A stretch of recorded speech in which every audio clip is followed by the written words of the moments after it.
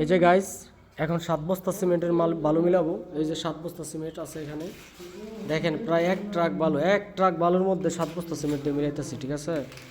তো এই যে কত কষ্ট করে বালুগুলো আনতে হয়েছে, এই যে দেখেন এই যে বাইরের থেকে এনতে আনতে হয়েছে আইনা, তারপরে এই যে এখানে এখন বালুগুলা রেডি করা হবে, তারপরে টাইলস লাগানো হবে, ঠিক আছে। এই যে দেখেন আমার উস্তাদারা খুলতেছে, উড়কা দুর্কা কাজ হবে, অনেক কষ্টর কাজ ভাই, অনেক কষ্টর কাজ। ভিডিওটা শেয়ার করে সবাই দেখা সুযোগ করে দিন।